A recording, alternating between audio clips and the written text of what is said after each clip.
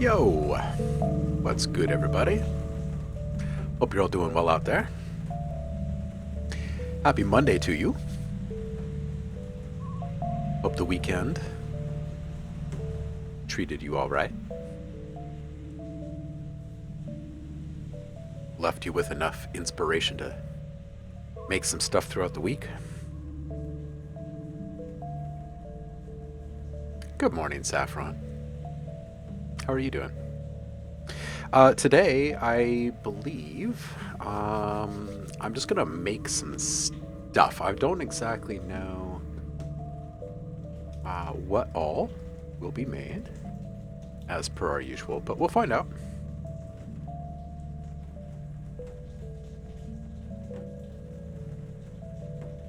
We'll find out along the way.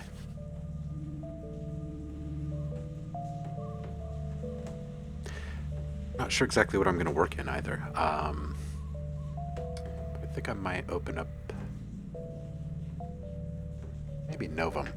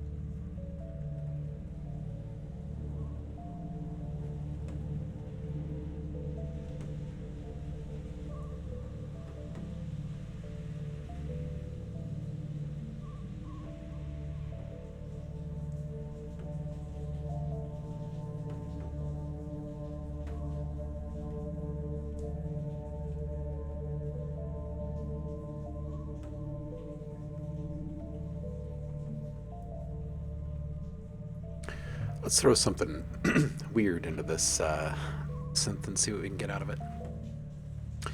I'm thinking maybe something kind of string based, but with some woodwind kind of characteristics.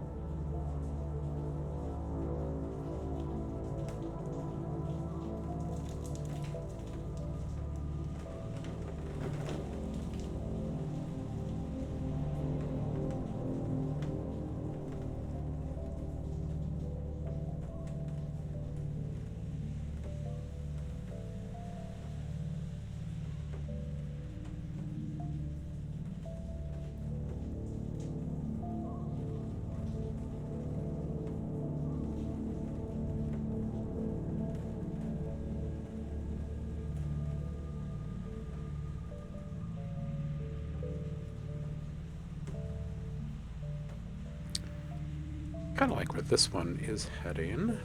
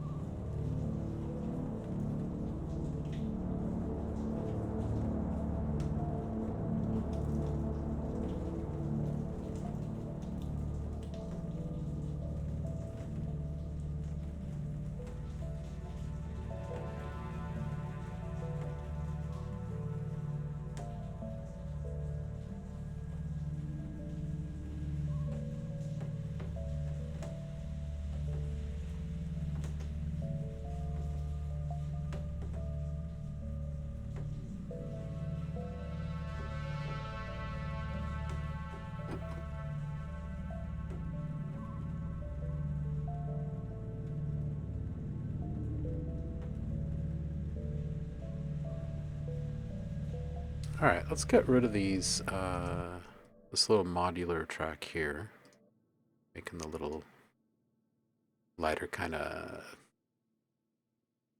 wind chimey kind of thing.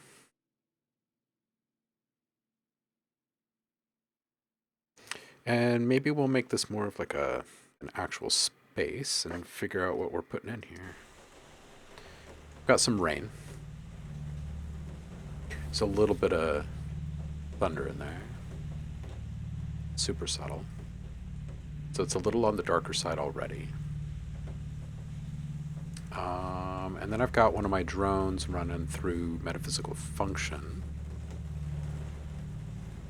It's got a funky little path that it's running on. That's somewhere in here. I got ashlight. Oh, that's right. I took the drone. I took it out of metaphysical function. I just put it into kontakt. So it's just playing in a very simple loop.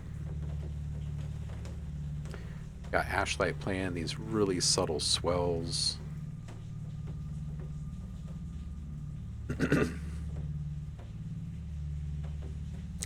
So now it's just a matter of going in and putting in a couple of like really subtle environmental things. And then we'll put in something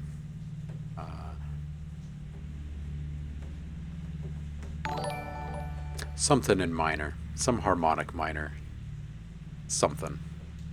Paul's here. How you doing, man?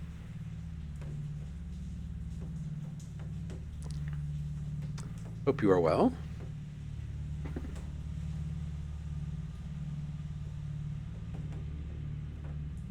Good weekend over there?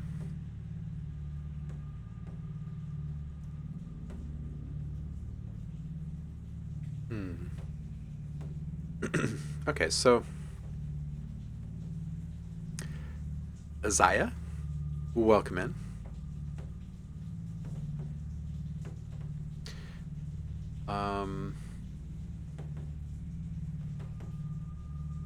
Like, part of me wants to put some footsteps in here, but I don't think I want to get that specific yet. I'm just not quite sure what environment we're in. I mean, I put the rain in there, and that kind of confused things, but I wanted to put something in before the stream started, so you guys weren't just listening to drones. So, I might make this like subtly urban, perhaps, like distant traffic, like midnight level. Like maybe there's an overpass nearby. Something like that. That feels kind of right. And I think that maybe I should save this. Here, I'll stop this for just 1 second. I'll save this.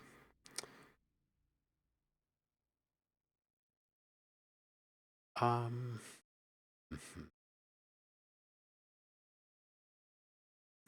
think we're just going to put this into the streams for now. It is June. It is June. This is, it's nuts how quickly this year's going.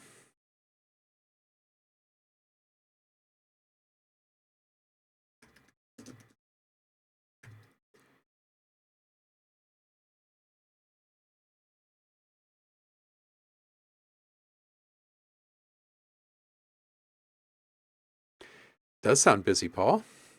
When is the family coming? Things here in the Pacific Northwest are pretty good. We've got sun finally back, and yeah, kiddo's been out constantly, as is everyone else. I know we've got a couple of camping trips on the books, a beach trip. It'll be action packed, I'm sure. Action packed.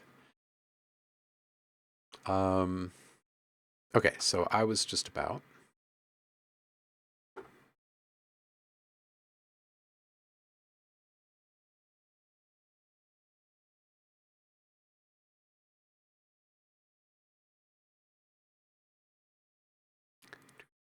Let's pull in some absinthe. Maybe we'll pull in just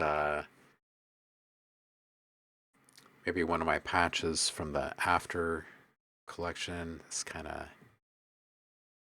dystopian kind of feel to it. Ooh, they arrived Saturday for a week visit. Nice, dude. I hope you all have fun. Indeed.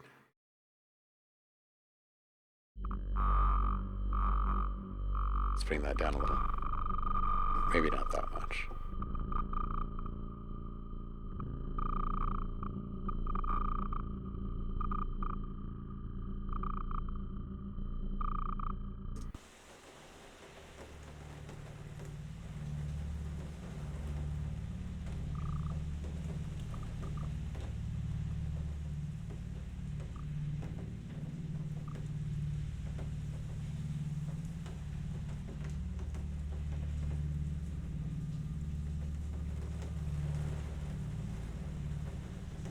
Yeah, like we could lay this down at a really, really subtle level. Here, I'm just gonna do that really quick. We'll just record off this click.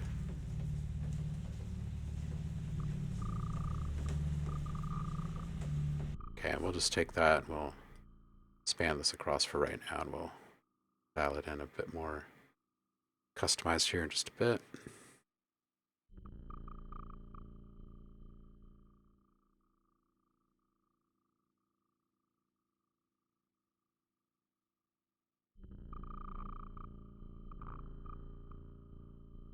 All right, so for right now, we've got just kind of this continuance ambience for us.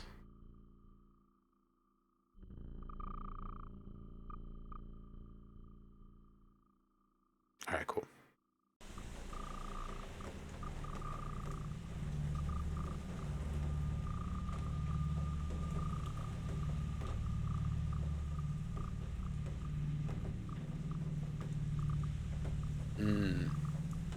Yeah, Paul, I hope it all works out really well. Everyone gets good time in.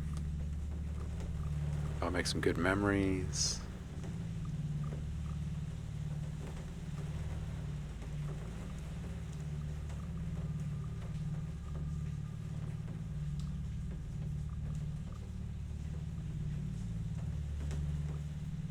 All right, yeah, so we got this tiny, tiny little chitter chatter kind of detail in there. Let's find. We'll put maybe one more thing in here that gives us some kind of clues to where we are.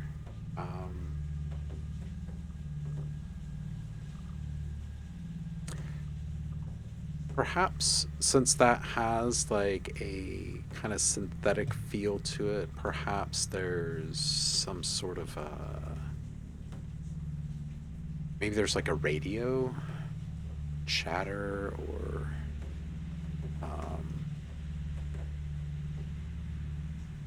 something like that, maybe.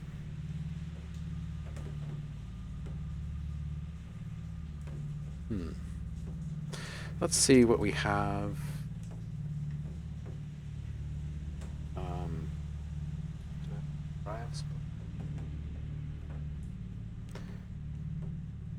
Wait, what? Oh, I just totally launched an app instead of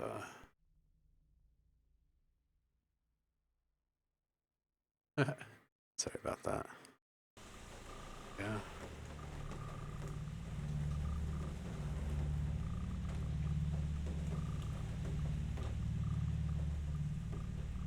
Oh, yes, the radio app. Yes, yes, yes.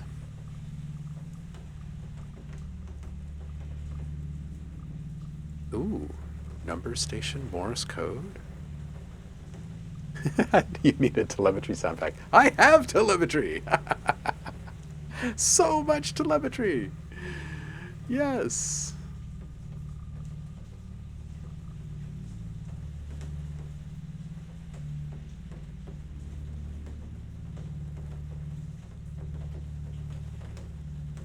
Oh, I may have moved my radio clips.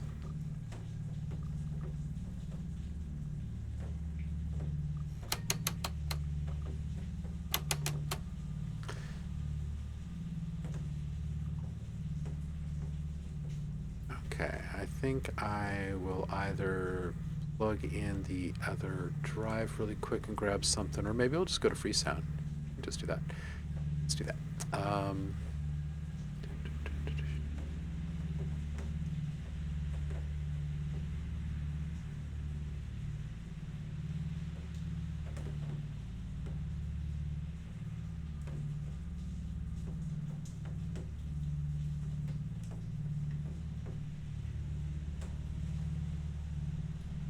Okay, so here we are. Radio chatter. Ooh, shortwave. We do like that. Indistinguishable foreign chatter coming through. Yeah, that's good.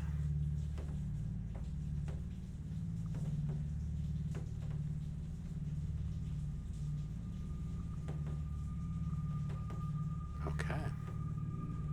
Attribution here. Could use this one.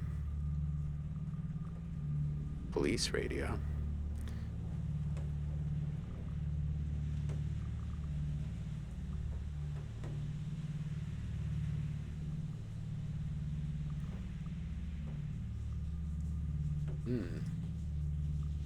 Tube radio. See what this one sounds like.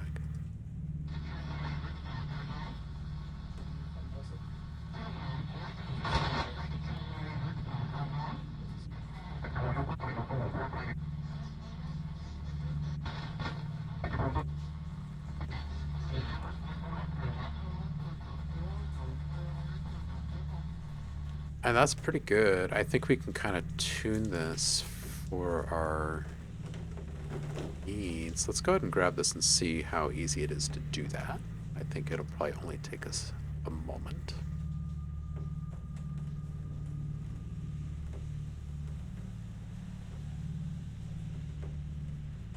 All right, and speaking to Paul's point, the telemetry. Okay, so I've only made about 8,000 telemetry sounds. Should be pretty easy to find some. Let's go here. And you know, I just sent some.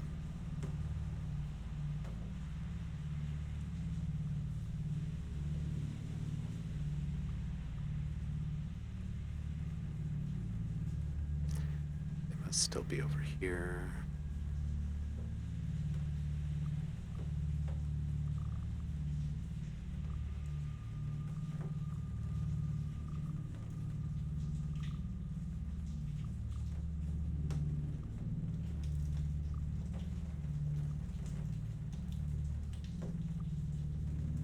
Moved them.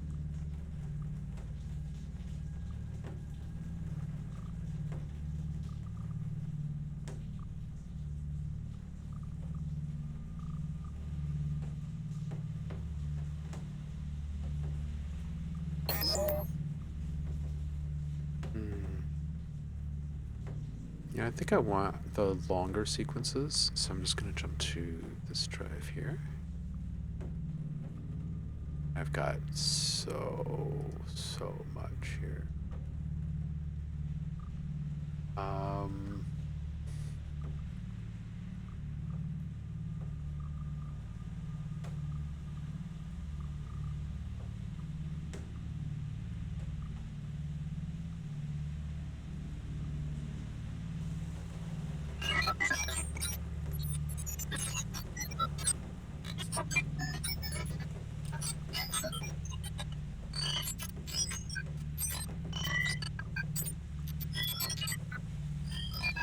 I mean, any handful of these will do.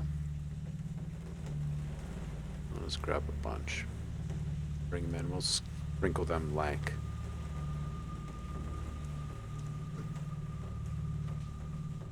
a little seasoning of some sort. And we'll just put them all on one track. Great. So we'll get those worked in.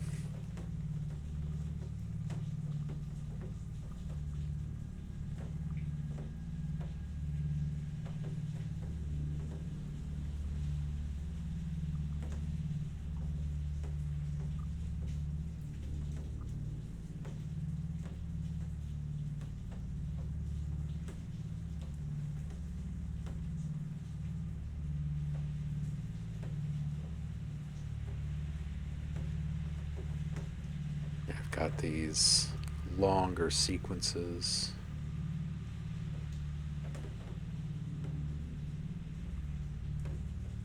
We can run down the middle. We can make a quick little left channel track like this. Take about the same number, sprinkle them out on the other channel.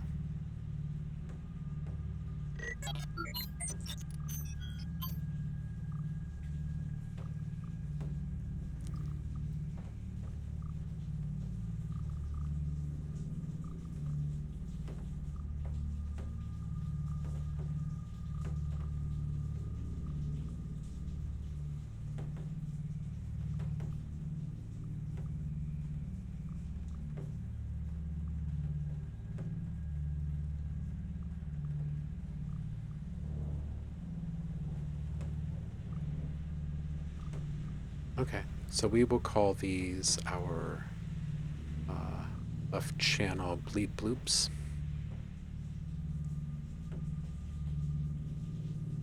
Cool, and we'll bring in a small batch for the right channel. I'll put down some constant chatter down another. We'll take these and put these on the next track. One. Expand these over to the right.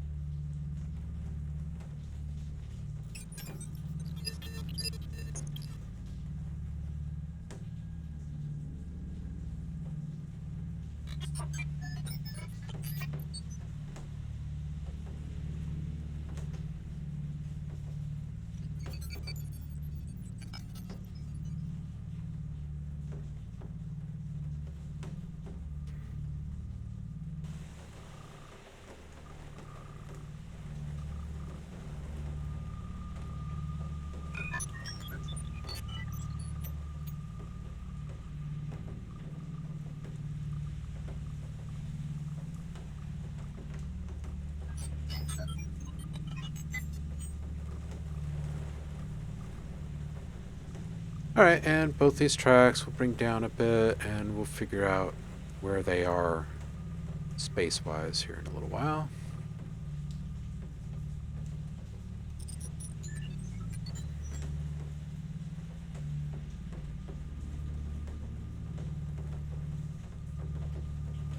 Hey, Velvet Goat Cheese. How you doing, homie? Hope you're well over there.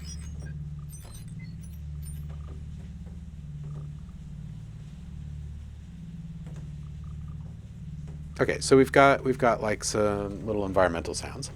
We figured out what our space is starting to sound like, I guess. Bring these way back.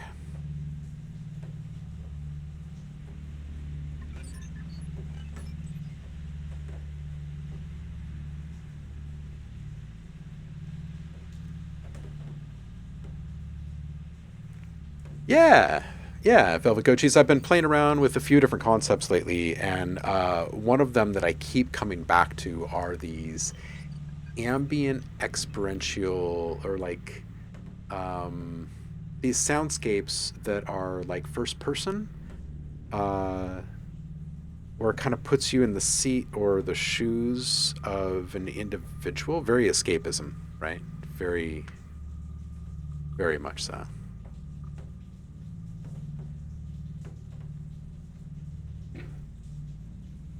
Okay, now the chatter. Let's bring the chatter in.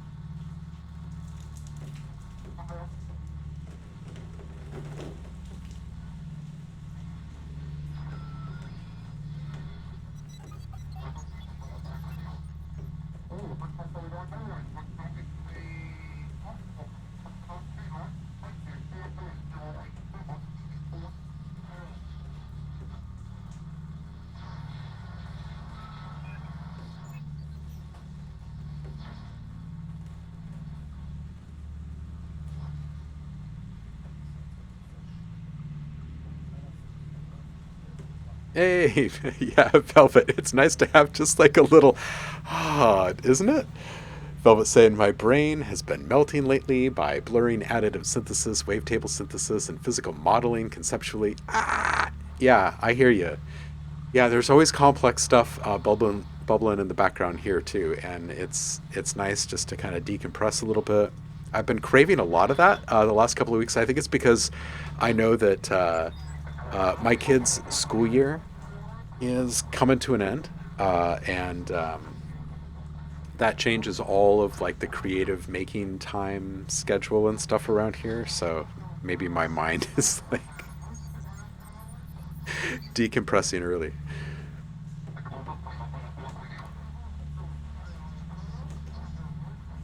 All right, so I'm gonna glitch this just a little bit here.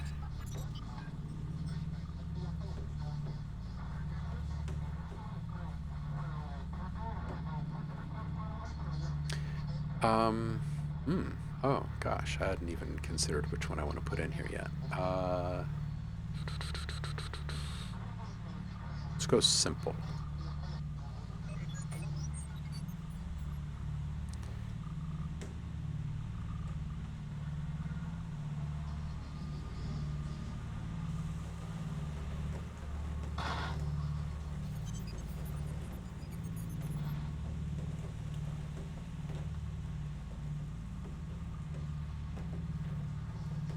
Um,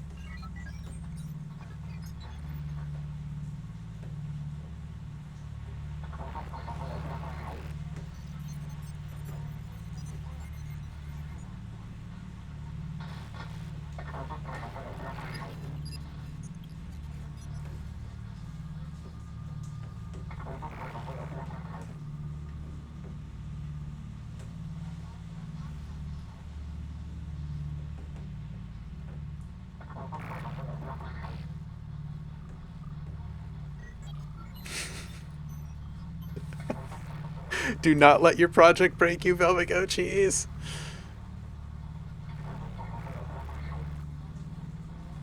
You got this. You got this. I'm contemplating moving this. I am. I'm gonna move this. This is gonna go through a tremolo. Um, and we're just gonna keep this on a really slow crawl. I don't know what it's gonna be. Maybe every 8 bars or so. And we'll keep just a smidge centered.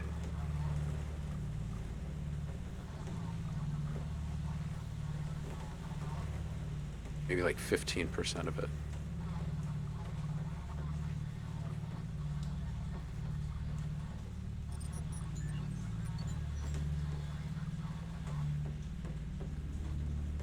So we're going to have to follow this voice a little bit.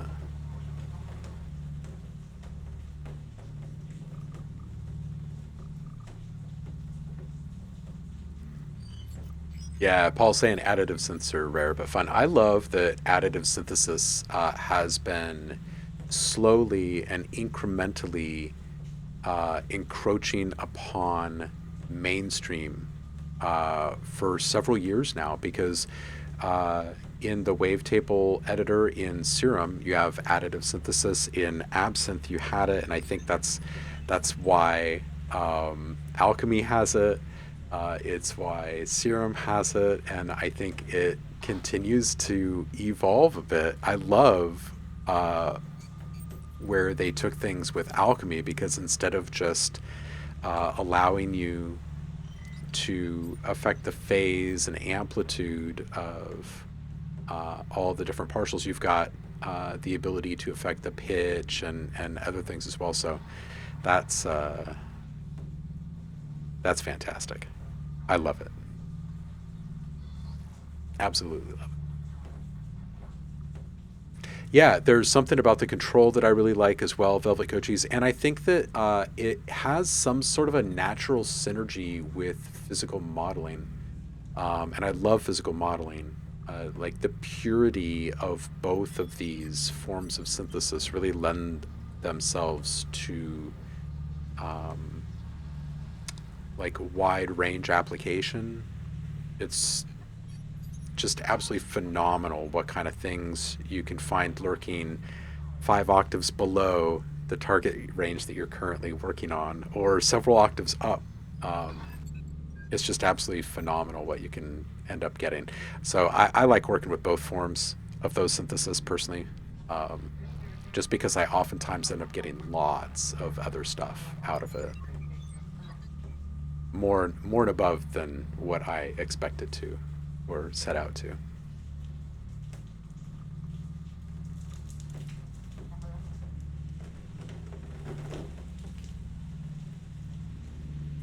Oh man, I am starting to lose track, Paul. I am starting to lose track because I have not done a good job of looking up. I used to take the time to look up all these different modules that people would talk about in the CVC world, um,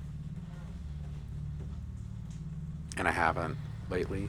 So I've started to really fall behind. I just need to make the switch and do it. I mean, the reactor blocks thing died years ago, and I still haven't made the move. So I just need to.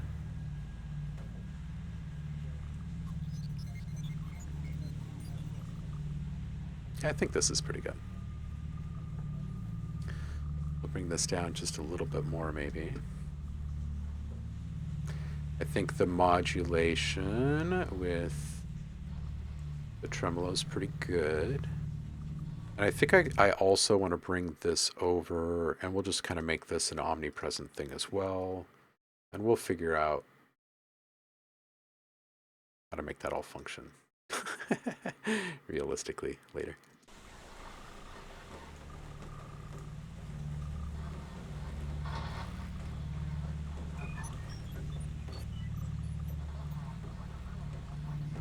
Yeah, like that's actually a really abrupt way. Here, I'm going to do this. Oh, well, then I would have to copy it over. Do I want to do that? Eh. I'll just put a fade in there for right now.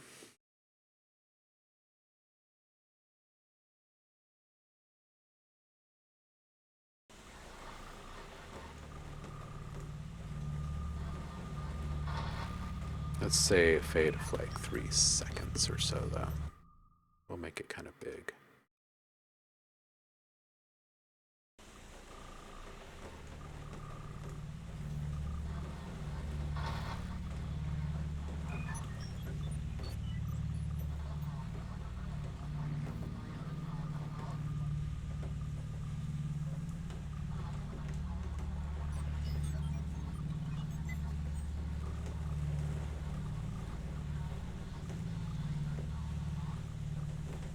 He was never seen again? The device was never seen again? This is starting to sound like an X-Files episode.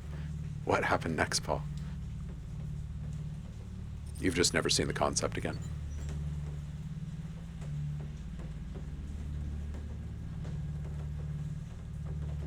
Oh, Paul, yeah, no, it's definitely not a fear of not being able to figure it out. I've definitely played with modular enough over the years to be able to hold my own. It's more just a down the rabbit hole thing. Uh, I know me, and I know how much time I will dedicate to it. Um, yeah, yeah, I've had really fun modular rigs in the past.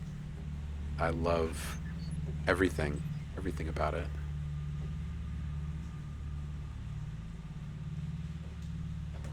I think we've probably got another year or so in this place, and then we'll get into a bigger place again. I'll unpack some stuff.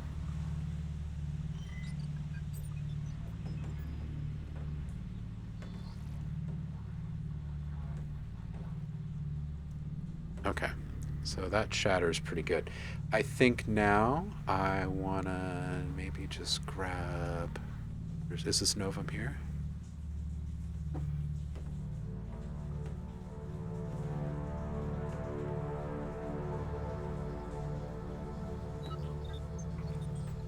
There's a little bit of epic dwelling in there.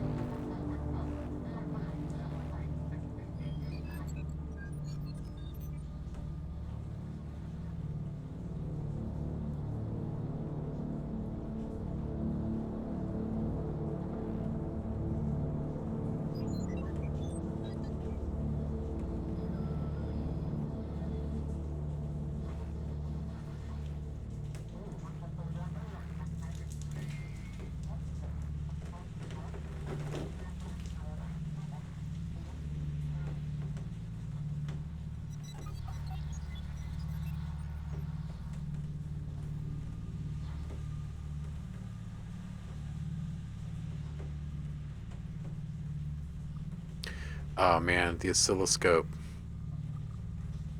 Oscilloscope is amazing.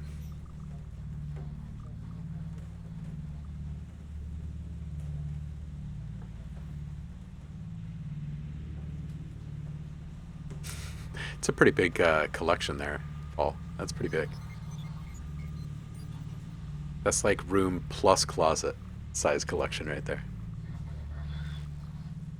See, it's so nice to have something like BCV because otherwise you have to find places to put all of those things in the real world, you know?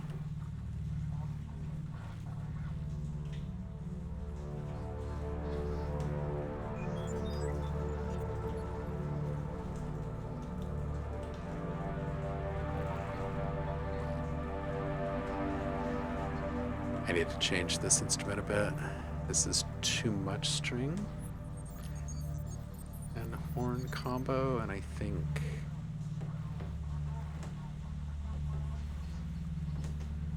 I want a little more woodwind, I think.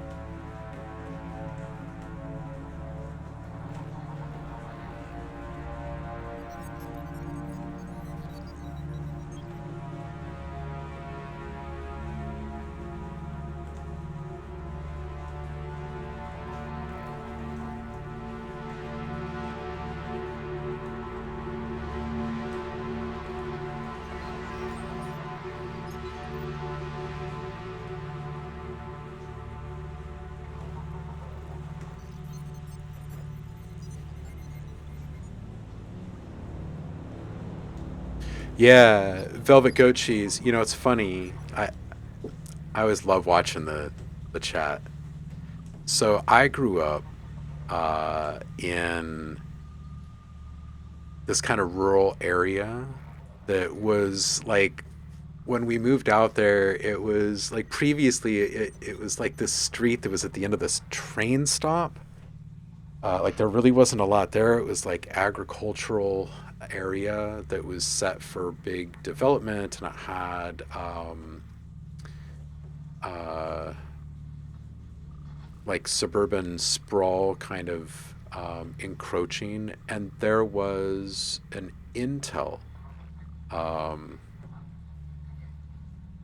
like very early Intel plant that was put there right at the end of the road. It completely changed the landscape of the area, and from that point forward, there was just this massive influx of people, and all of these other places started to put campuses up. There were multiple Intel campuses. There was Tektronix and Emerson and Mentor Graphics. All of these Fujitsu, all these different tech companies um, came out. Anyway, um, so it was kind of in the air, and I started getting into radio and TV stuff at a pretty young age, and um, befriended the person who ran the radio TV lab at the high school before I got into the high school. So when I got to the high school, I had already kind of uh, made it through all the hoops that I needed to prove myself to do all these different things, and I kind of had free reign of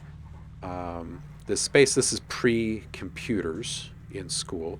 So the thing that captivated my attention the most in the classroom in that space was the oscilloscope for sure. There was in the back, there was video editing stuff. There was broadcast equipment. We built up a radio station. I built this closed circuit television system for the entire campus, like just from scratch, just because I wanted to stop doing morning announcements on the radio, and built a TV system and installed all these TVs all over the place to like uh, make that whole thing happen. Anyway, the oscilloscope, man, it might be the reason why uh, I ended up going down the sound rabbit hole more than anything else. Was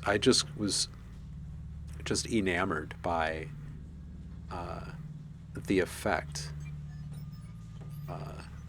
that a signal can have upon another signal, and what it actually ended up meaning. Like when that's translated to sound, it just absolutely blew my mind, and it still does. Still, absolutely, just so good. Paul says I am too young to be pre-computers in class. Computers hit the school a few years after I graduated. Like when mid 90s hit, I remember hearing about computers hitting classrooms and like new schools being built, and thinking, man, I really missed the boat.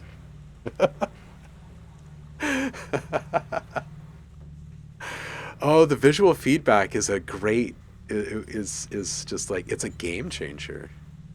Yeah, it's so eye opening, right? Yeah. But more than anything, you actually comprehend like what you're doing because of it. So, yeah.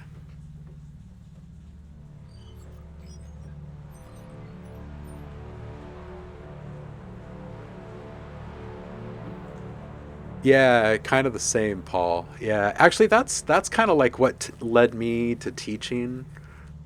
Um, yeah, yeah, absolutely. Just the concept there at the front of the foyer, the concept, right? Like it can all be reduced down to this fundamental, and like my brain, the very first thing it grabbed onto was, well, that means that anything can come from that. Like you can make anything from anything.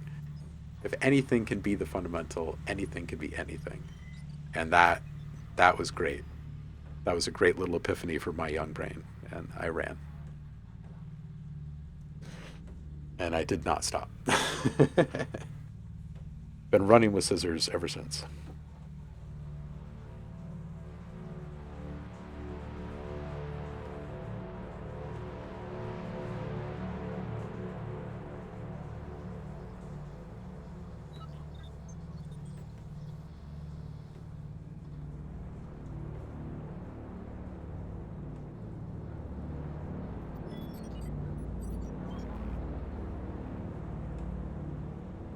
Nisa! Welcome in.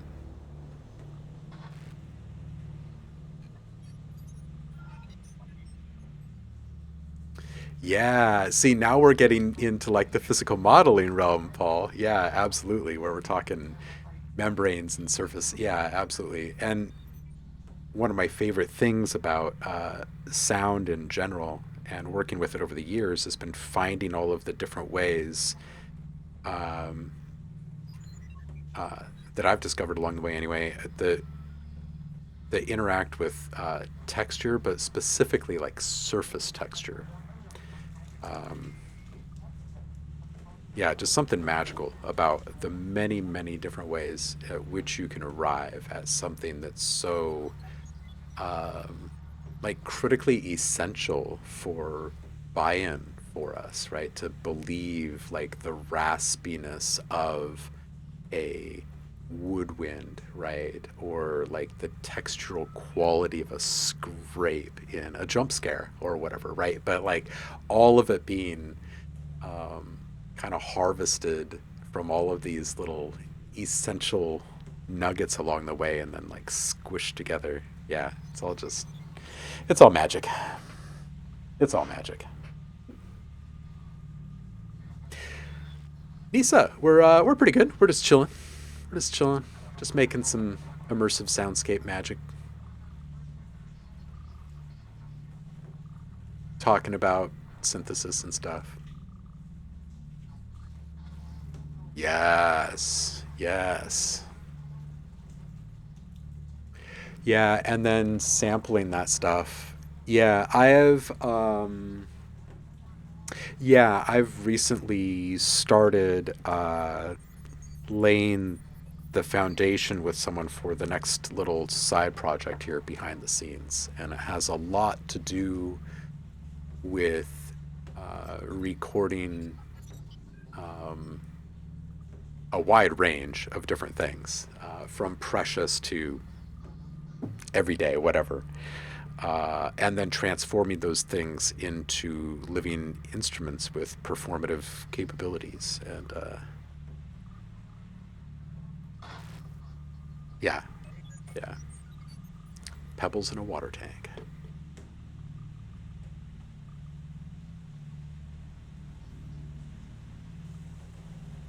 Hey, plunderphonics, nice, nice. Plunderphonics, that's a great word.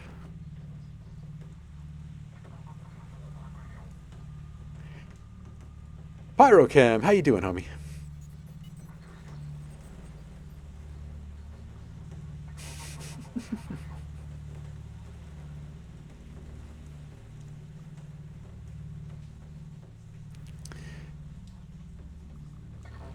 Yeah, Paul. Well, I grew up in a place that didn't we just didn't have access to any of that kind of stuff.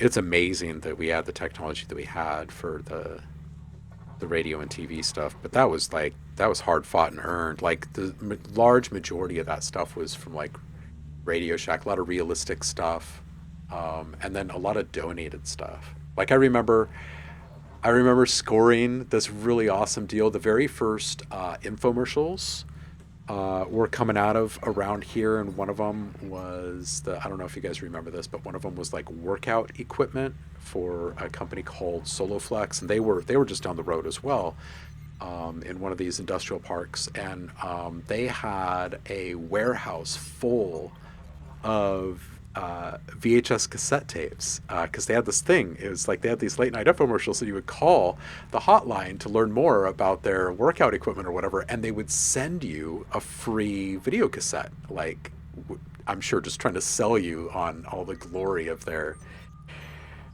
workout equipment.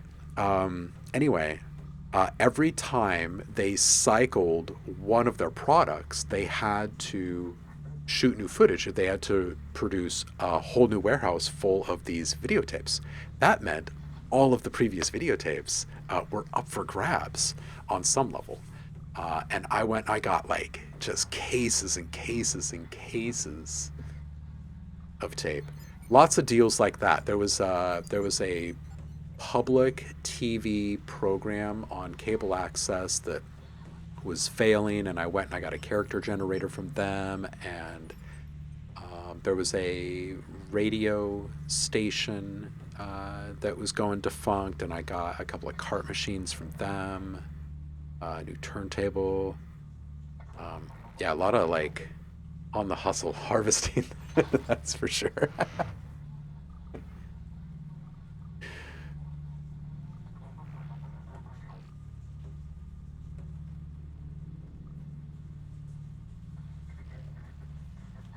Oh, Pyrochem. Yeah, I probably had maybe Danny was on the show with me that day.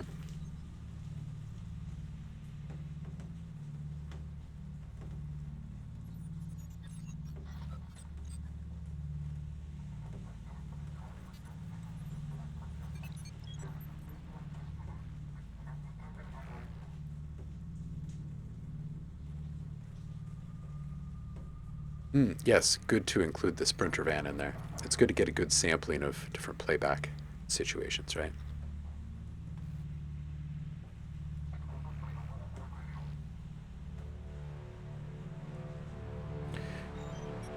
I think this sound is getting pretty close to where we're going.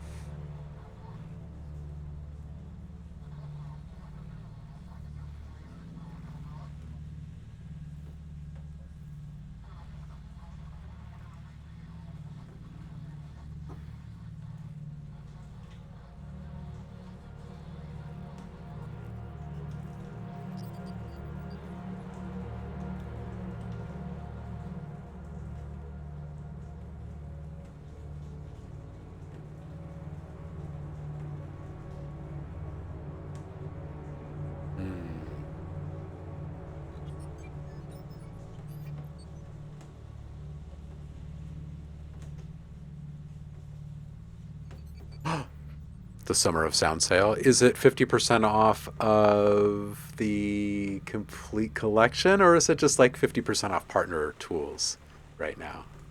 Also, welcome in, Dave. How are you? Britboy in the chat saying Summer of Sound sale is beckoning me.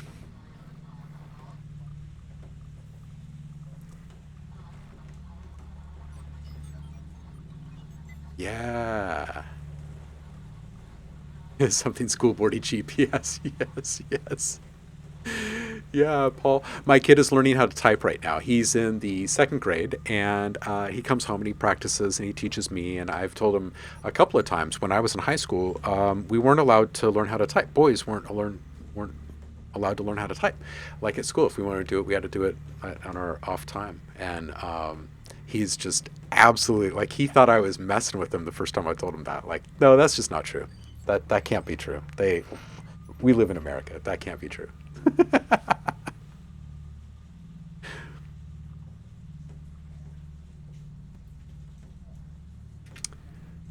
Um, Britboy saying loads of different amounts get even more confused because if you have bits of collections, it does funky math. Yeah, contact everything in a nutshell. Yeah, that's why I wait for the complete sale. So if they're not doing it right now during the summer, that means they're going to do it around the holidays. And that might be an indicator that Reactor is going to get an upgrade because that means that they've altered their rotation. The last couple of years has been in the summer, but usually when we see them have like a 6 month lag in their rotation, it's usually because one of their bigger kind of flagship tools is going to get an upgrade, and they're trying to get more people to upgrade those individual things outside of their contact, or I mean their complete bundle upgrade, because they get way more money that way. But I wait.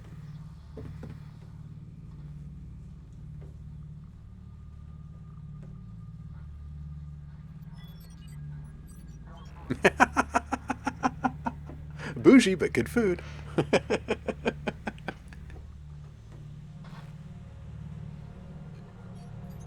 All right, did I take this sound too far, or is this actually pretty good?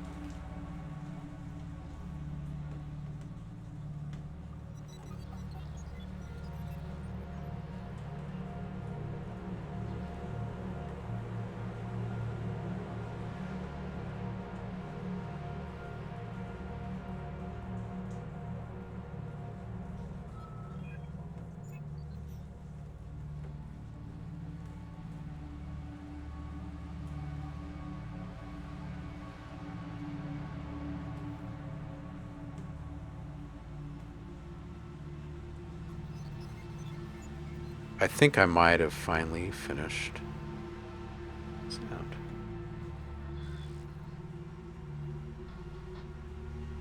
It's got a little tubiness that I don't really like, but we can work on that.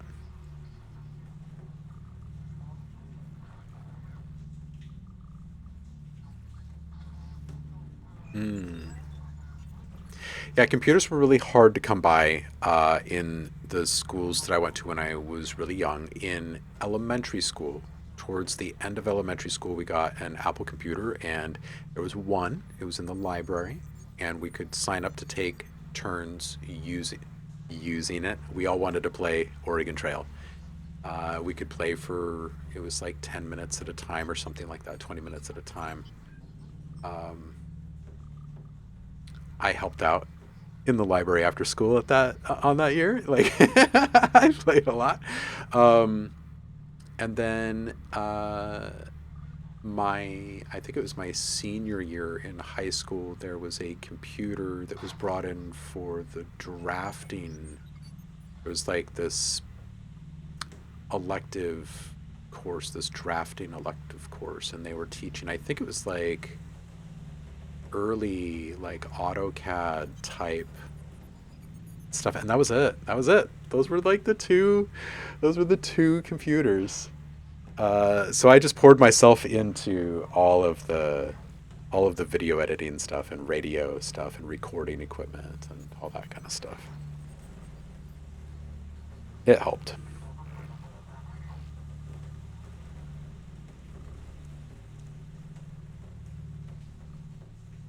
All right. So is this our sound? I think this is our sound for this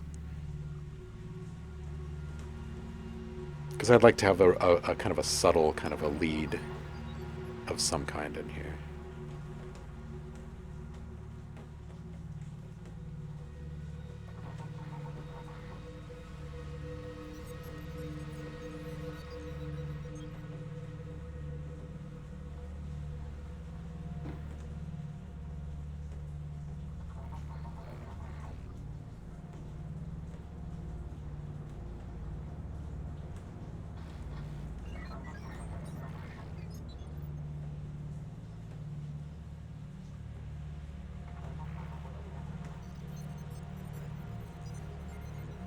Okay, so this might be the one. So we'll call this uh,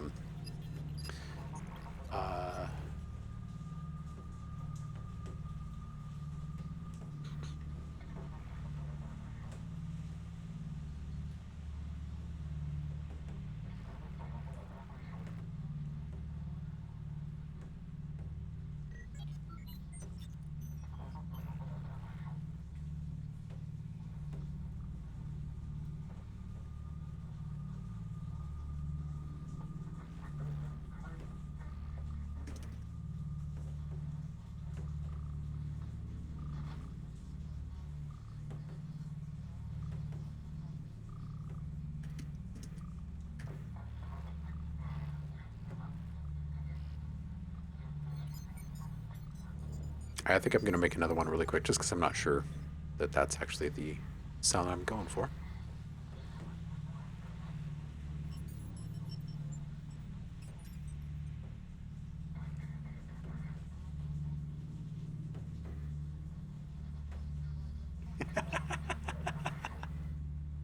Dave says, to be honest, in my life I have one gasquillion tools I haven't even learned properly yet, but own. I could not buy anything until 2072 and still be exploring. This is great.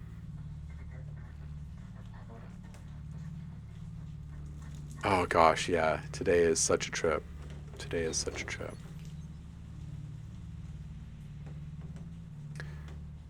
Pyrochem saying, so I need some help.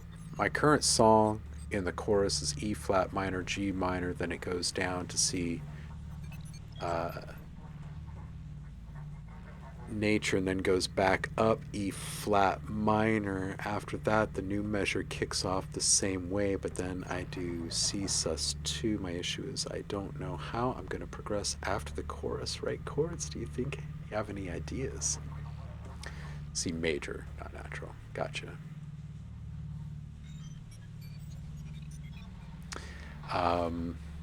I don't know. Mama Liv is probably the one you want to ask.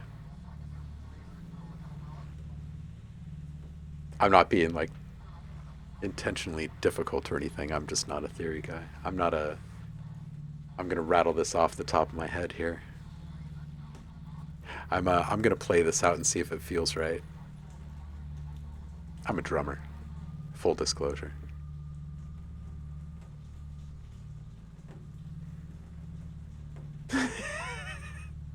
Dave says there is actually no track in existence that couldn't be 30% better by stopping it midway and someone yelling the word tequila.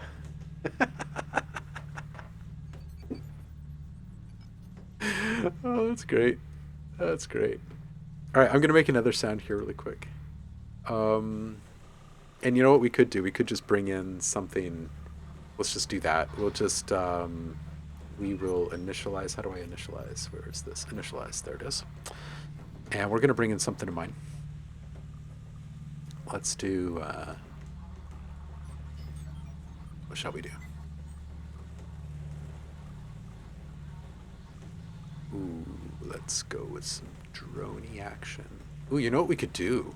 I made a while back. I made an entire planet.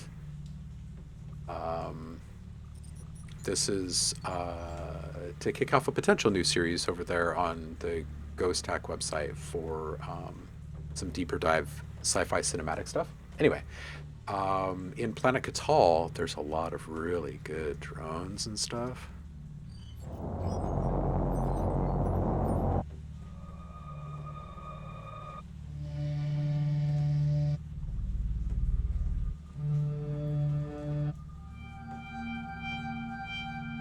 This one's pretty good.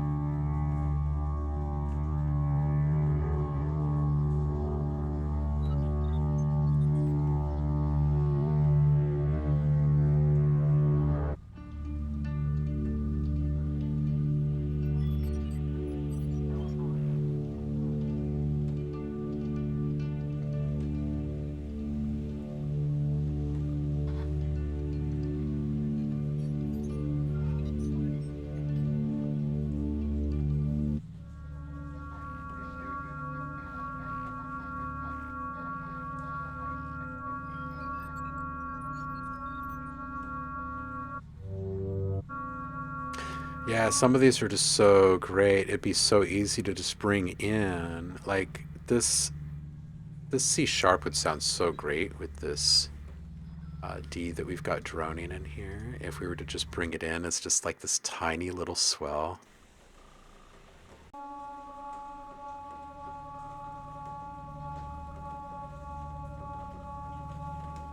So I think we need like a couple of different little uh, emotional coloring synths in this guy here, and then I'll be more happy with whatever lead we put in there. I think I just want a couple of swells. That's the big thing. And I do have lots and lots and lots that I've already recorded.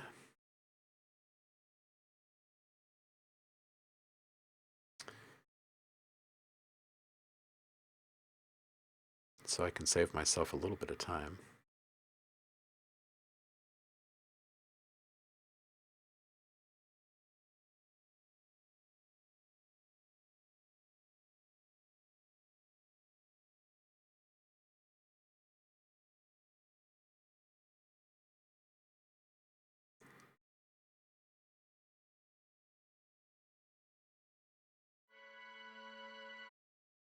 Yeah.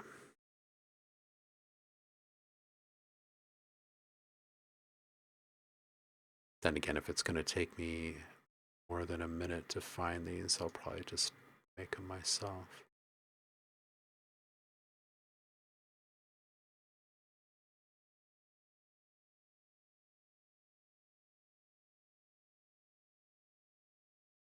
Okay, yeah, I might just do this myself then. And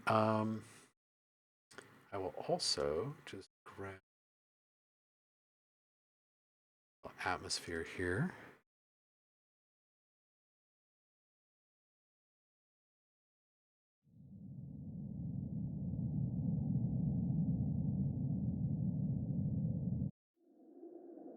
I've easily made uh, or published probably like 1,000 different atmospheres over the years, so I really don't need to make more atmospheres. I just pick one of these.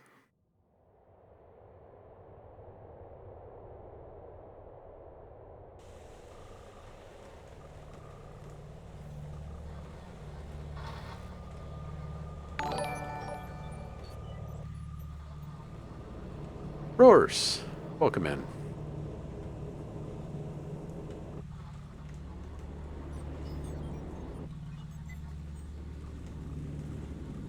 This first one, this altitude was it?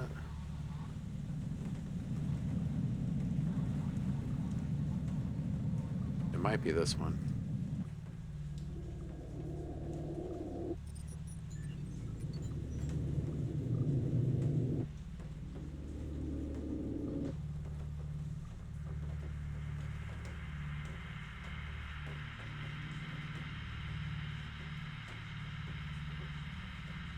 Let's do two. Let's take brittle and altitude, and we're just going to blend these two together.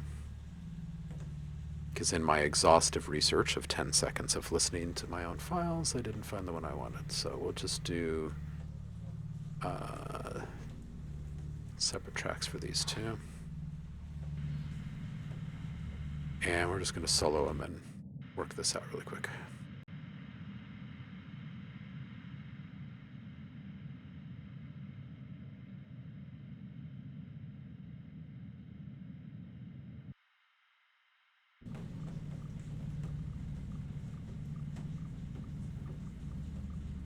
All right, we're just going to EQ.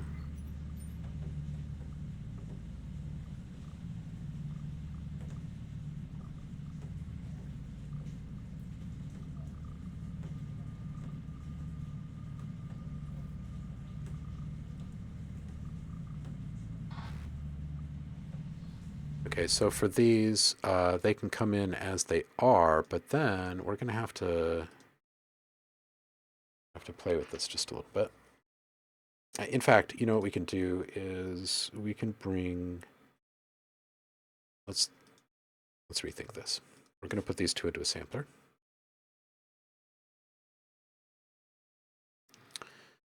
And I think it's going to go.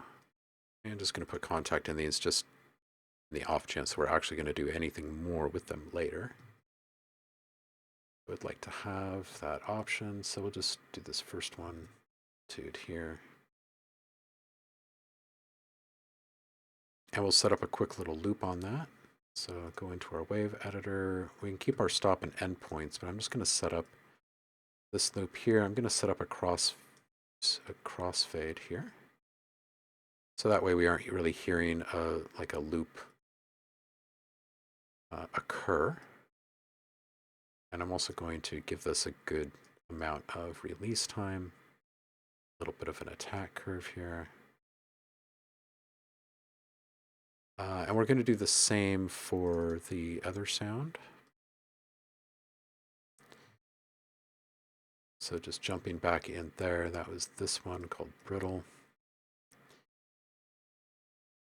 And much like with what we just did on the other one, we'll just set up a little loop.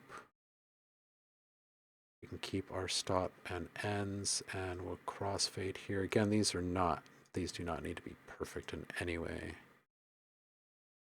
And I'm going to give this a release, some attack. A little bit longer on this one than the other one, so it fades in just after. This kind of feels like we're stepping into the space as it occurs, and then we'll give each of these a note. What is this? It's this one. I'll take that. And we'll just see what this sounds like here.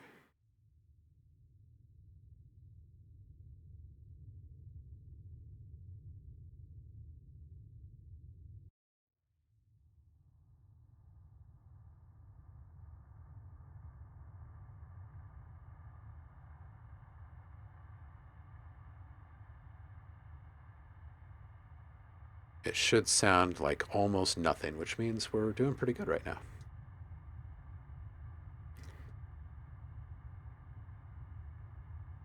So when this thing gets pumped up to full volume, master, we'll hear that. Okay. And we'll put a little fade on this rain here.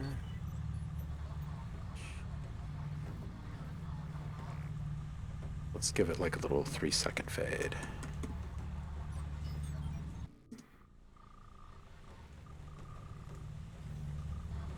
Cool. And we'll probably give this guy a little 3-second fade too.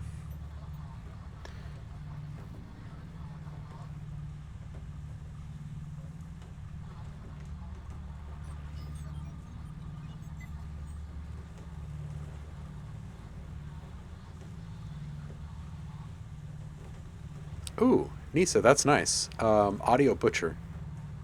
It's a plugin that allows you to scramble your sounds in various ways, affecting speed, forward, backward, playback. Gives it the thumbs up. It's called Audio Butcher.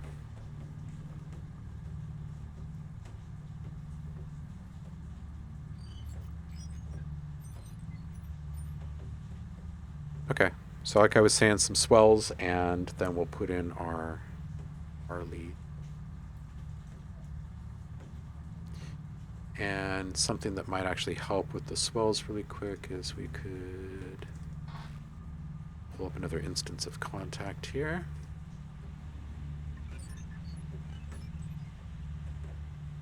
And inside that,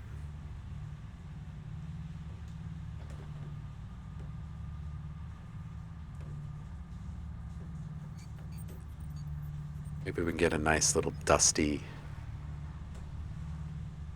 thing happening here.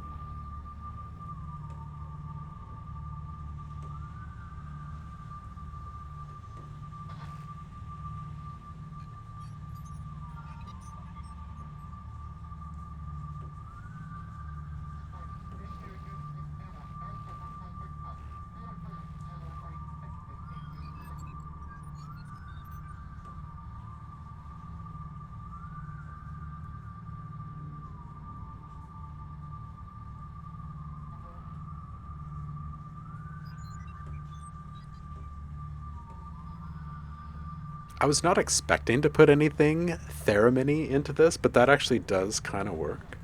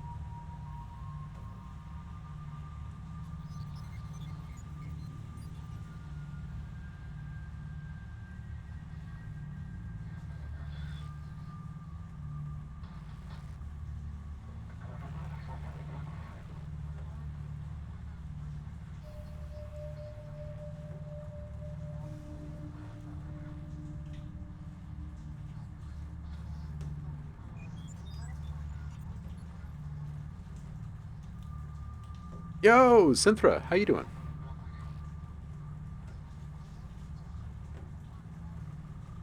How long is this sound gonna? Yeah, it's a good question.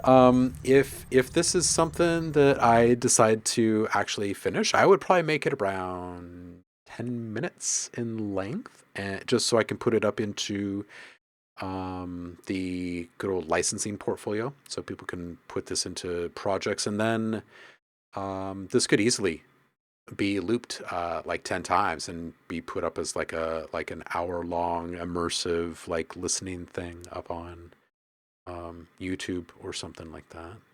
Um, it depends on exactly what kind of uh, synth I put in over the top of this, I think, right? Because it's gonna decide whether, like, how listenable this all actually is. Um,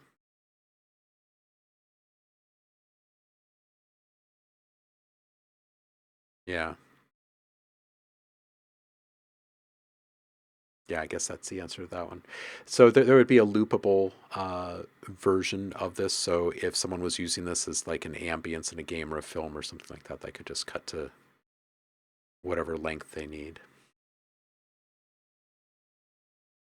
Yeah, yeah, it can run for huge durations, right?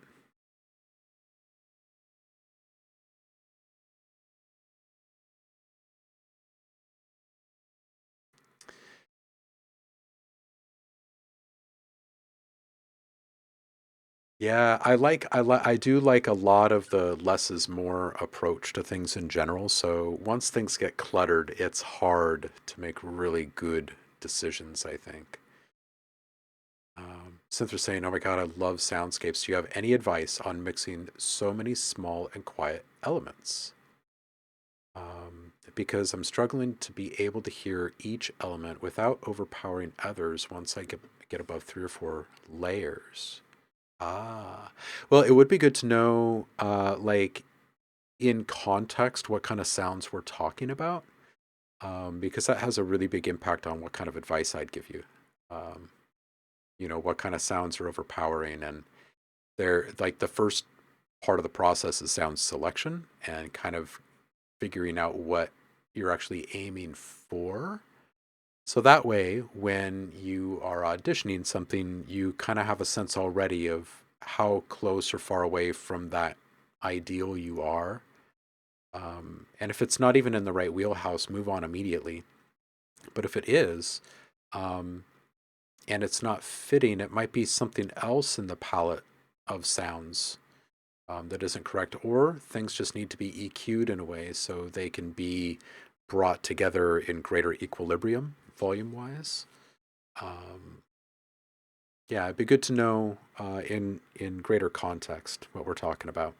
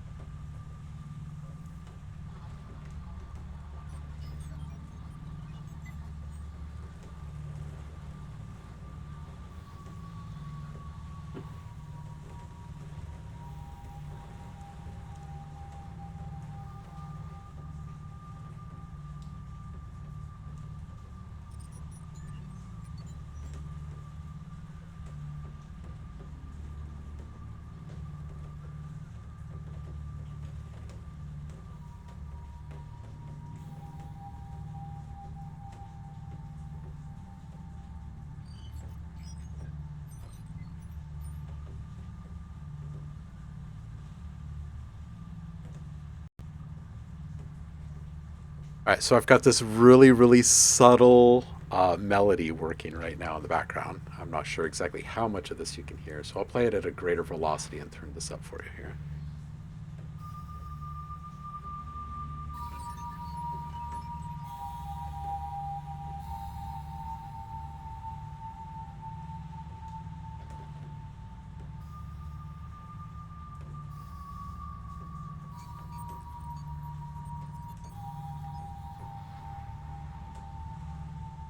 Just really, really subtle variations on that theme, I think, probably.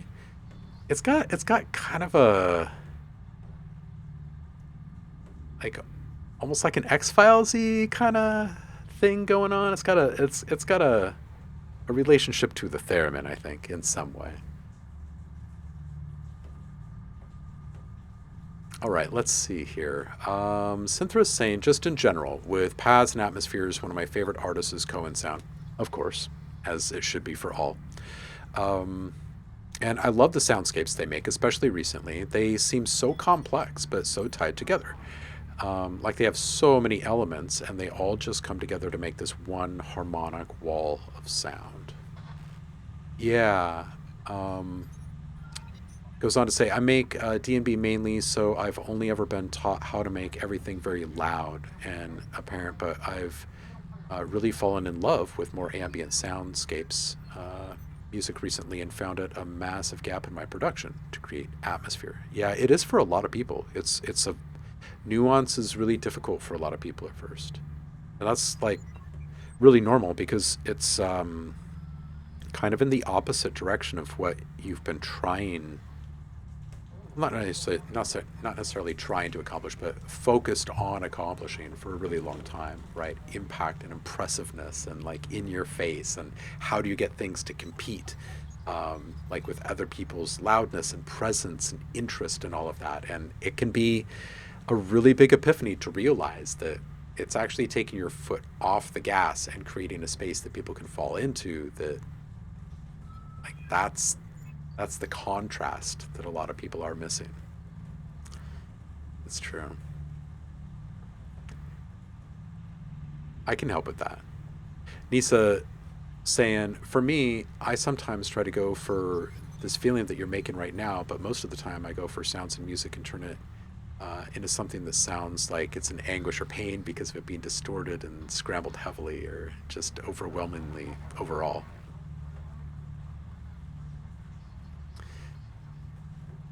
Um, oh, that was a Proteus preset. Nice, Paul. Yeah, so I think the really big uh, like one of the biggest keys to that type of layering, like getting above 15 layers and having it be really, really crystal clear. One is EQ, right? And two is sound selection. I was saying before, what you want to do is select sounds that, or record sounds, right? Even better if they're all yours because you understand everything about them and you're probably capturing the sounds that you need. But anyway, they need to fit together like puzzle pieces. So you can't have a bunch of low end rumble or noise and a bunch of different sounds and have that translate at all, right? There's got to be one element with low frequencies. Everything else needs to be somewhere else. Um, and it needs to kind of stay in its own lane. And then the next thing is that everything needs to be subtle. Like nothing can be at maximum volume. If you're building a soundscape, nothing can be because the maximum volume is the shared balance of everything and total, the whole thing. So walking in with two, three, four sounds and you just drop them in there and you haven't dropped the dB on any of them yet, it's probably going to sound like a hot mess if they're like sustained sounds. So, and then the next thing is where in the stereo spectrum are they? Right? Is it a monophonic sound right in the middle, or is it something that's got stereo to it? Is it on the left channel or the right channel? Um, and then just allowing space and separation for the different things. And that way, as you're hearing now, when things are popping off simultaneously, they're not popping off in the same exact spot. So we're digesting them differently. We're perceiving them as coming from a different source. That's not as overwhelming as it would have been had it come from the same exact source. Um, because we got to keep track of how often that's happening and stuff like that, right? Our brain is complex. DJ Soul, welcome in. Happy Monday to you.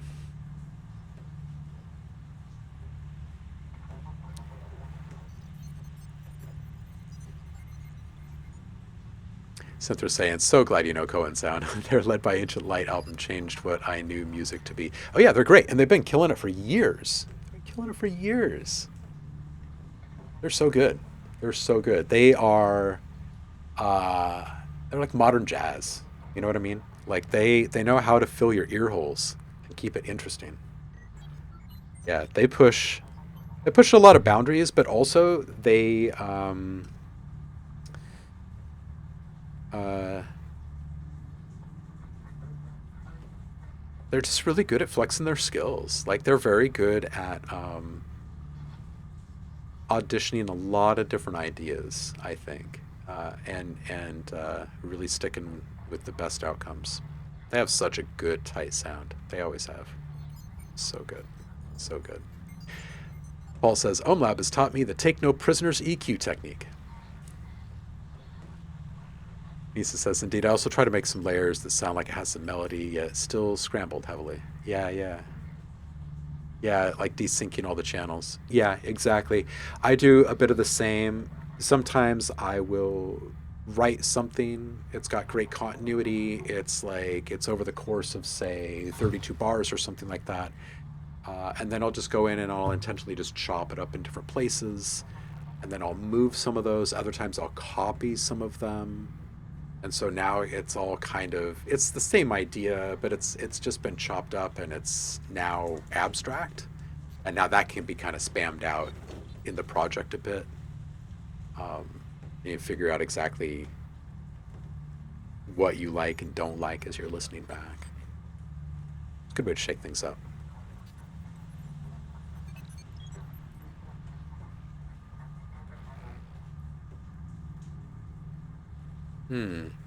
Cynthia's asking, he says, yeah, so I've recently been paying a lot of attention to stereo field in my songs and found it helps so much. Have you got any recommendations for plugins for precise stereo positioning? Yeah. Um,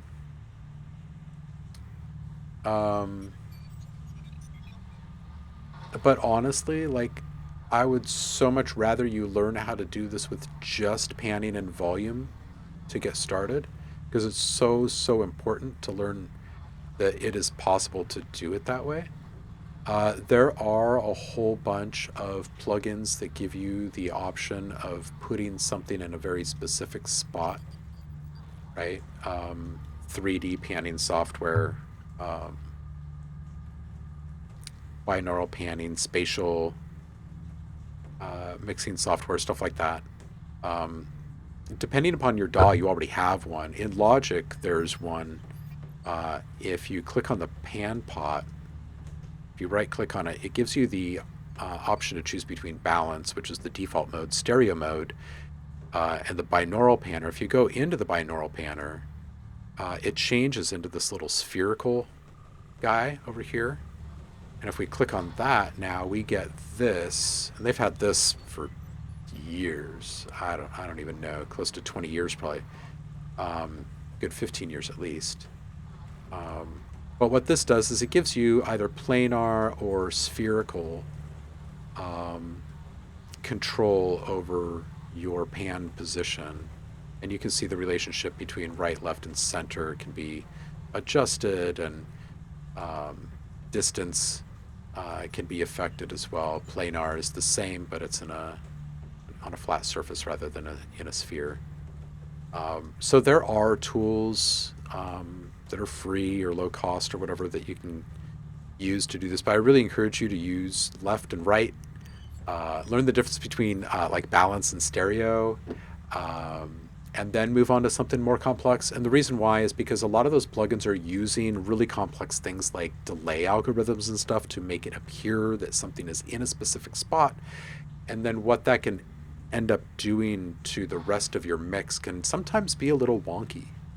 So those more complex plugins aren't always the right answer for all situations. Sometimes they're great for moving like a certain sound in a certain way in a video game, or something when there aren't a bunch of musical things in play that can be affected. It's so dependent upon what sounds are being used and what context.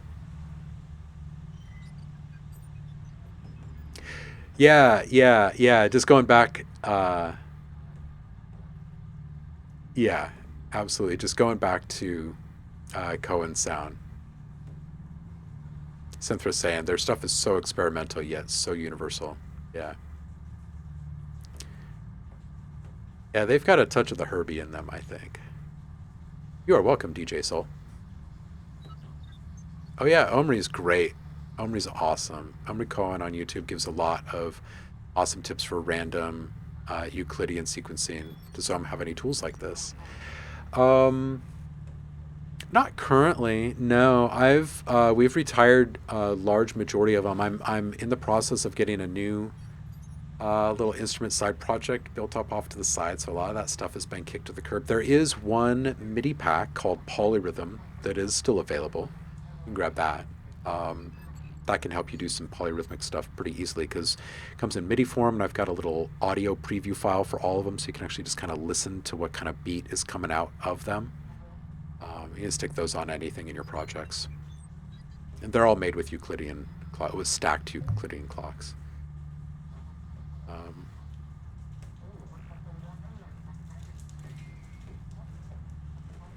Yeah, Synthra. Logic has a lot of cool little stuff tucked away like that that really helps. Yeah, yeah. The UI isn't bad. It hasn't changed in all these years. All right, Nisa says. All right, so let's say you have a layer and you make two copies of it. You pan one to each other to the max on both right and left sides. You let one ear play for a bit, then after that, you let the other play again, and you let the other side play again, causing all samples from left and right playing on how loud it's panned, if it's panned to left or right samples. Yeah, you can do something like that much easier through a tremolo, though. Like, unless you're intentionally wanting there to be variation during crossfades and stuff, um, which is fine. The only thing you don't want to do is intentionally double up on audio, especially if it's going to be offset in any way, because now you can be talking about phase cancellation um, occurrences. It can make your mixes muddy and kind of overwhelming for in regards to signal strength for your plugins too. So it's oftentimes better to keep it simple rather than duplicating tracks and then trying to do something wild with that. Sometimes it's better to take one track and send it out to a bus and do something different with it on that bus. Because then you know that at least the signal is in sync the whole time, right? Which is pretty important. Um, but yeah. You guys are bringing up really good points and questions with layering stuff. This is good. Yeah. DJ Soul, no, I'm not in my own DAW. I am in Logic. I have been a part of building Audio Design Desk over the past several years, though, which is the world's first DAW built entirely uh, for putting sound to picture.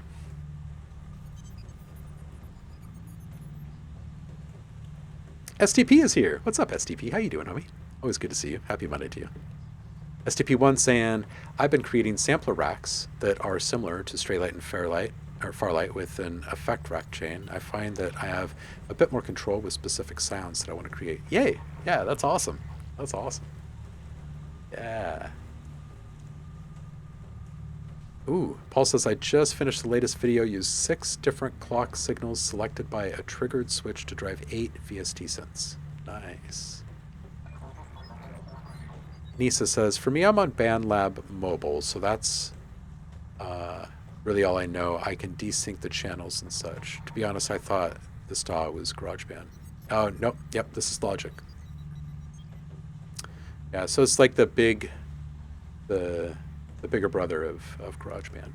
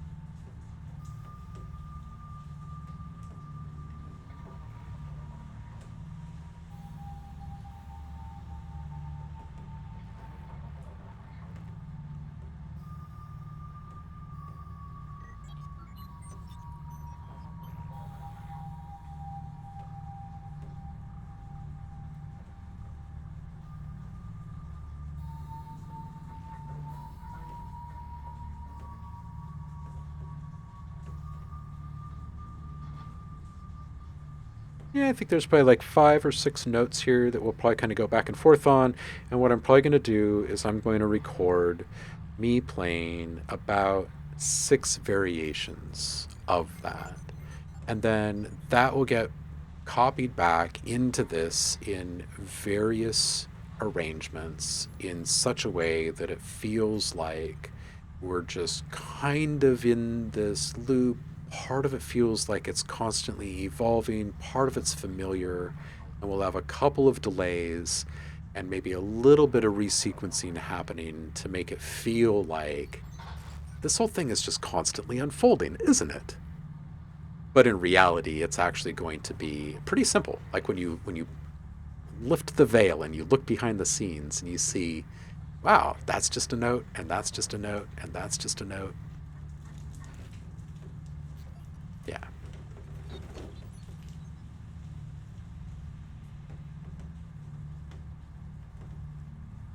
Likewise, STP.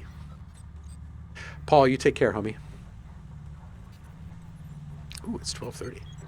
I have a little bit of time left with you guys, but I'm going to go hit the bathroom really quick. So I'm going to switch the screen. We'll keep the audio going for you. I'll turn it up a bit. I'll be right back.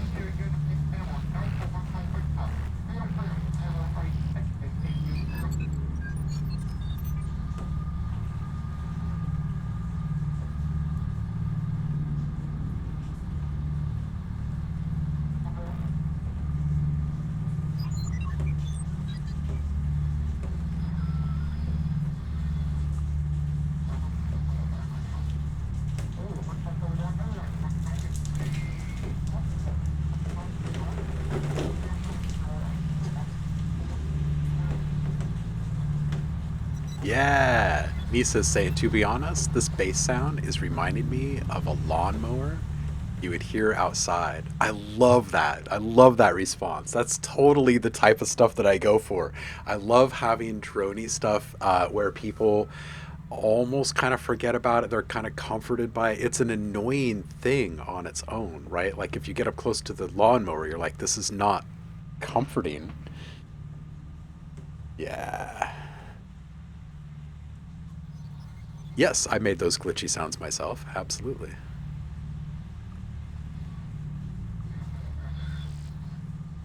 I did not make the rain. Nature made the rain.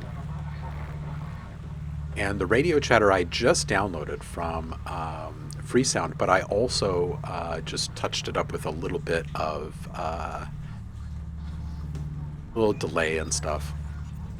A little tremolo to move it around the stereo field for us.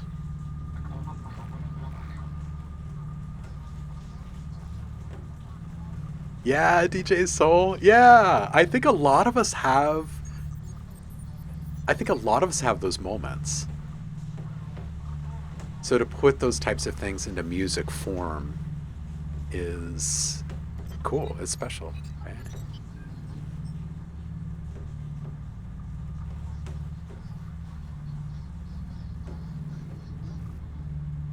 Yeah, Nisa, I made those sounds specifically as part of UI sounds in a big library.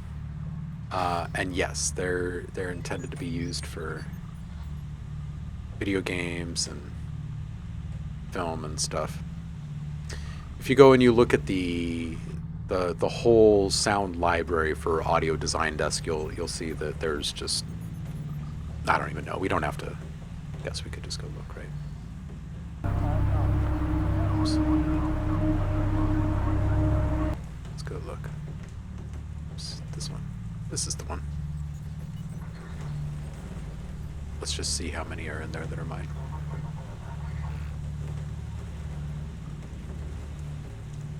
Yeah, so there's over 6,300 different tracks in there of mine that you can go in there and find and listen and use and all sorts of stuff. It's true. There's other places too.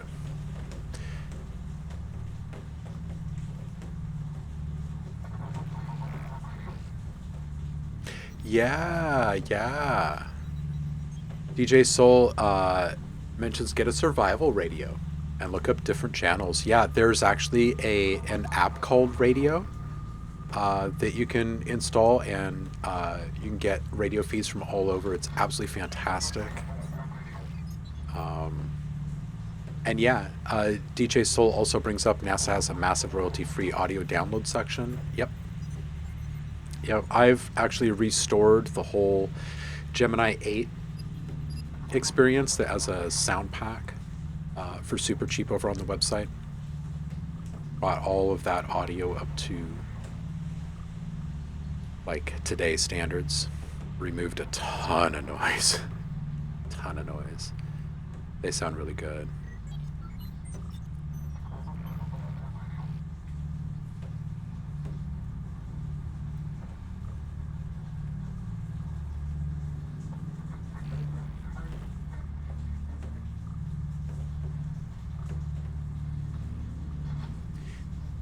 Yeah, I think we will add this lead, and I think we will add a whole bunch of this little noodling, but I don't think it's going to be in great continuity. I think it's going to be kind of fleeting, similar to the telemetry chatter that I've got in here right now.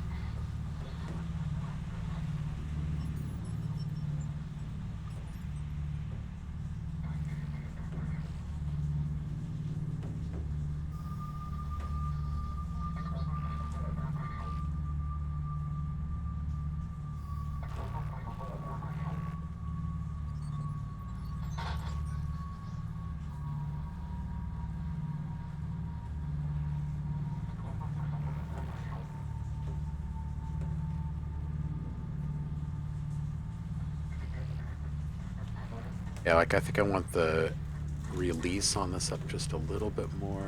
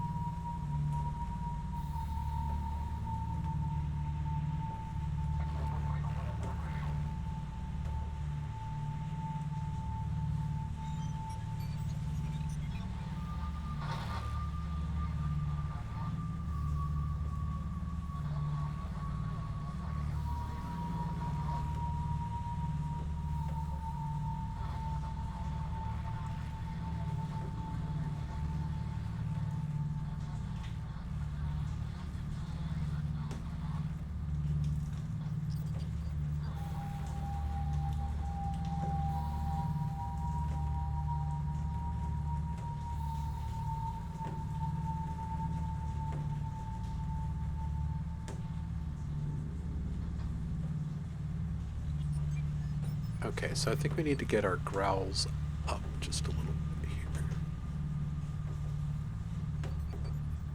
Get this guy down just a bit here, and we'll probably filter this actually. Let's just put a, this is filter down on this right now. Let's take off the top end.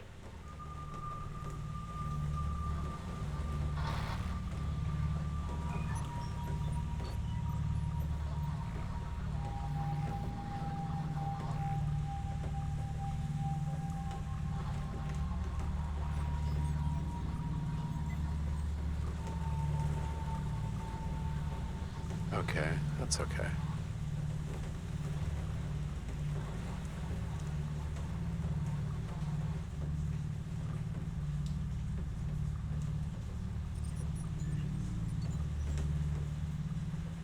Ooh, nice, Nisa. Yeah. Now we can distort this.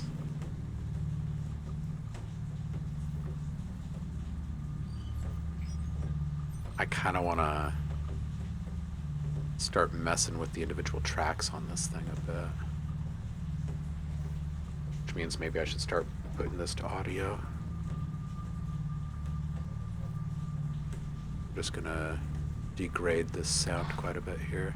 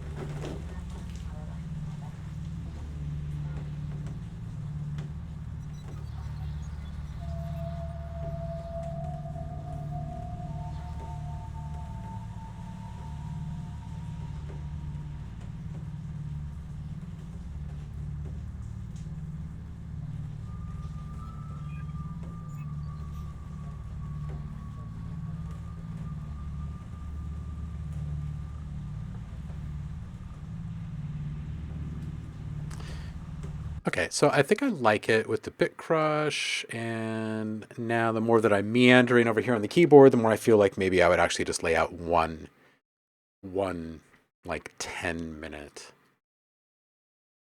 chunk here. Just noodle for 10 minutes. Now, originally, for the opening music today, I had a modular rig set up. It was running something quite different, but I only had, oops, what did I just do?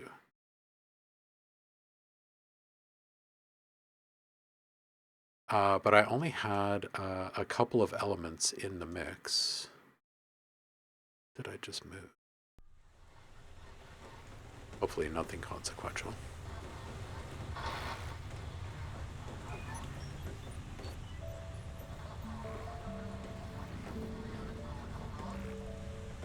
Yeah, so I didn't have any of this chatter or digital UI stuff in here.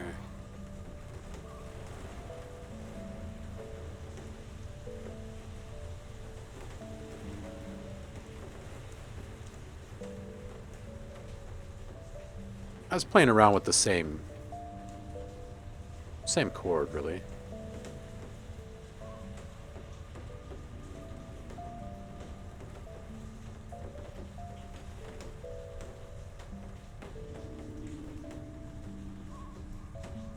Oh yeah, wood creaking is great. Always a great sound effect, right?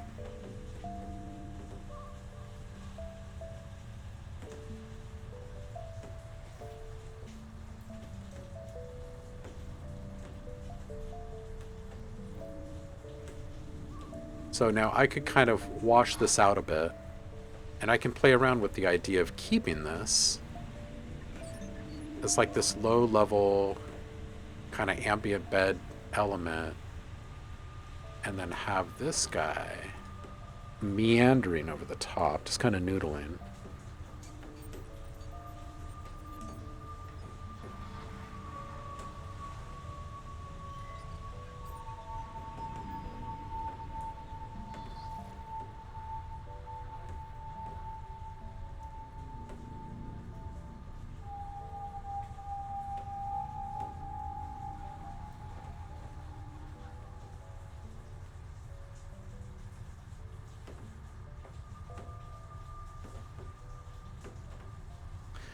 I think it's too much though. And of course, this kind of modular rig is just super ripe for putting into guitar rig.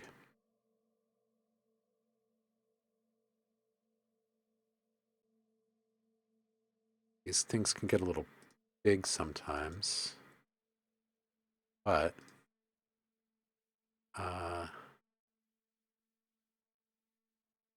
still, I can get some good things going on.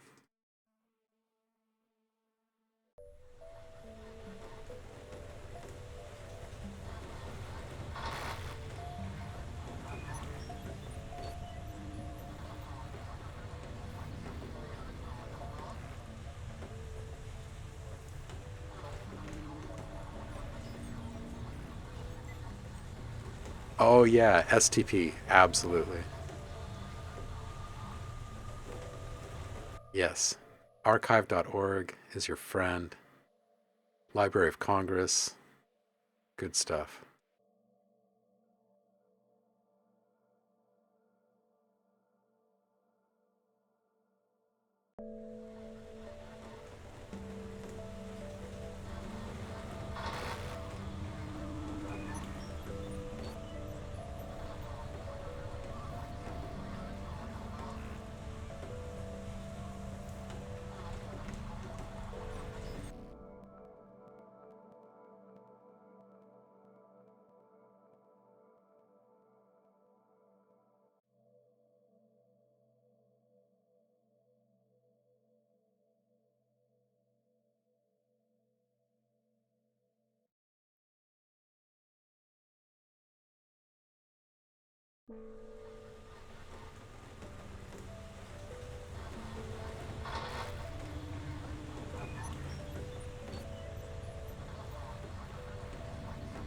Yeah, I just prefer it without all of the modular stuff in there.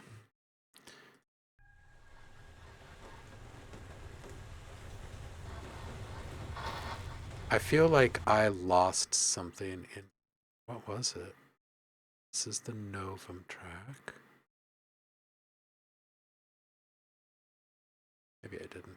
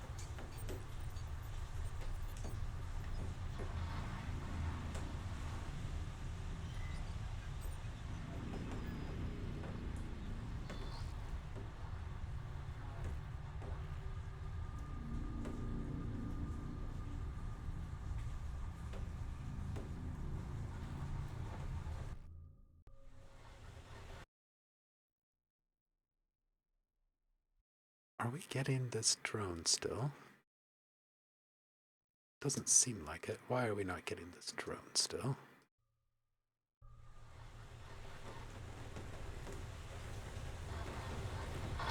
What's going on with that?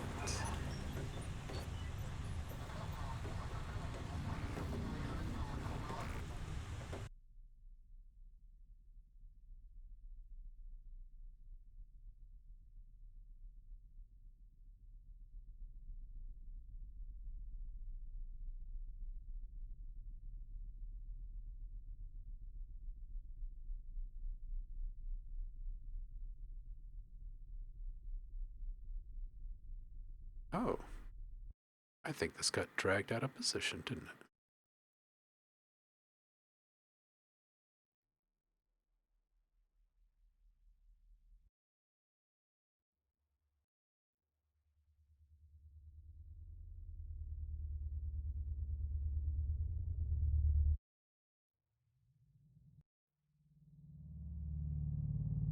There we go. All right, this will feel better.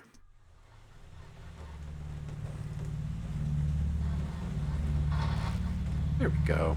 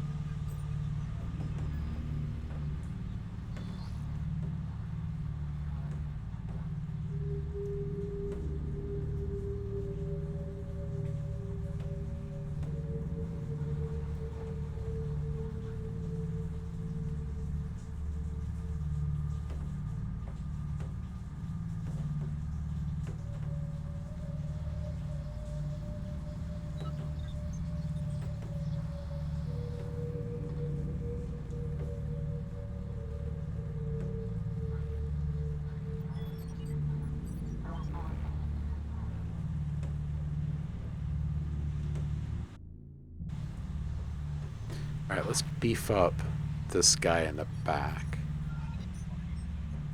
We might hit him with something a little bit heavier later, but for right now, we're going to start with some overdrive. That's nice. That's better.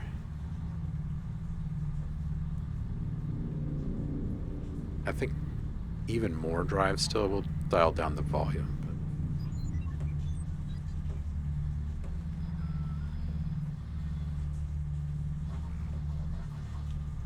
Let's see how this feels.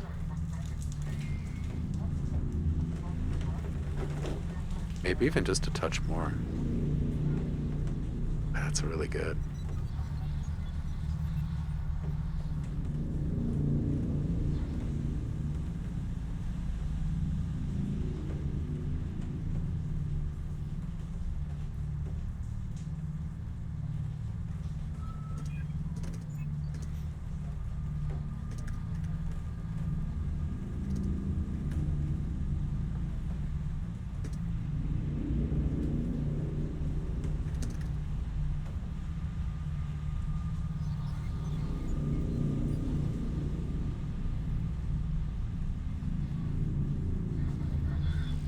Yeah, this right here feels kind of nice there.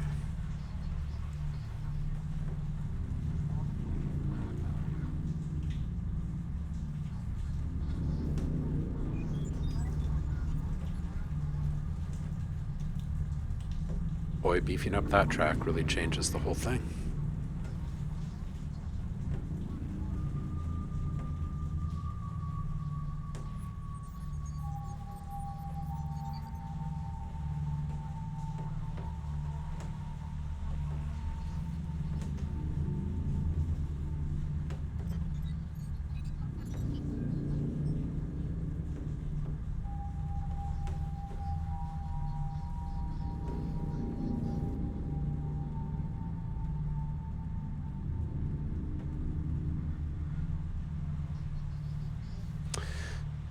All right.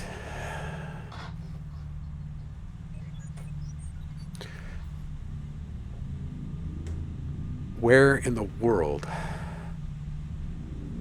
will this one end up?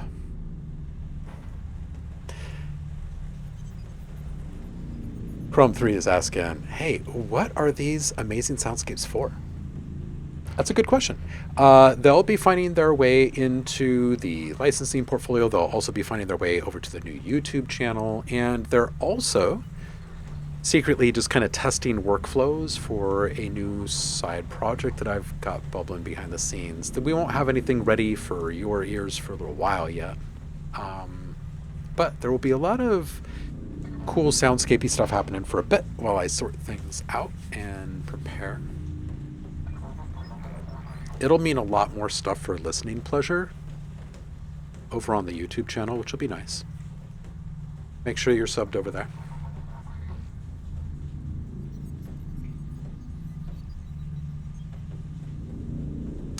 All right, and speaking of, I need to go have a call about that side project right now. So here's what I'm going to do.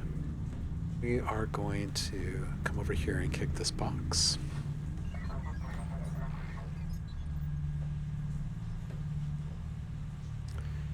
And let's see who's up, shall we?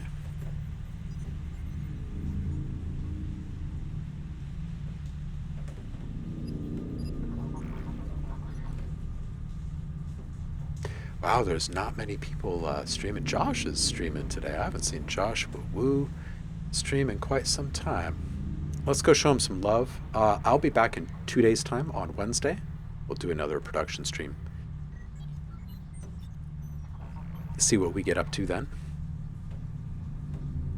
I appreciate you guys, and I hope you stay inspired.